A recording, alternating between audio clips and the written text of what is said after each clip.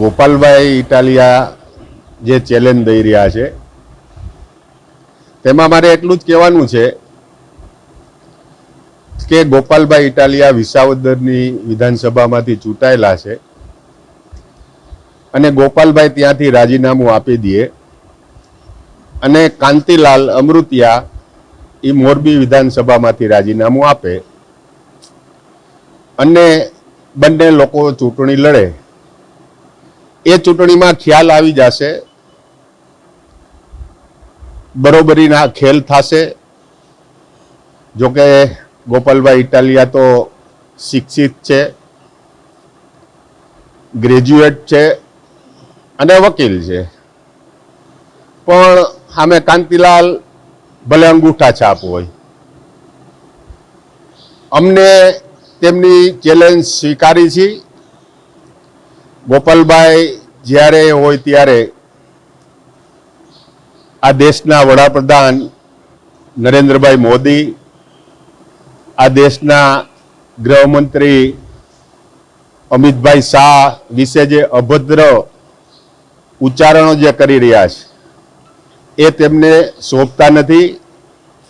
બાકી તો હાથી એની મદમસ્ત ચાલમાં ચાલ્યો જતો હોય અને પાછળથી કૂતરા ભણતા હોય એ પાછળથી જ બહે, પણ એ હાથીની સૂંઢ પાસે ન આવે અને જો સૂંઢ પાસે આવે તો હાથી ઉલારીને ક્યાંય ફંગોળી દે અને કાં પગ નીચે કચરી નાખે।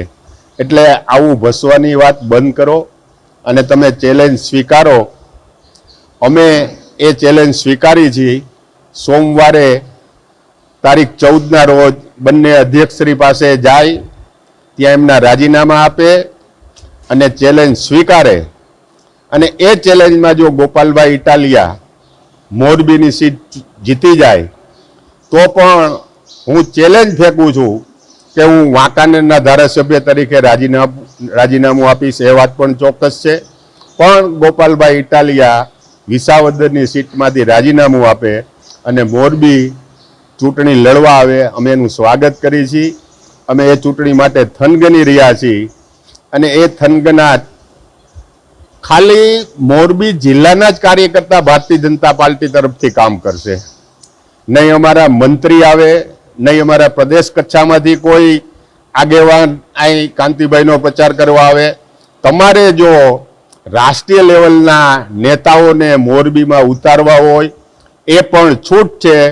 અમે મોરબી જિલ્લાના કાર્યકર્તાઓ આ ચૂંટણી લડવા માટે સક્ષમ છીએ।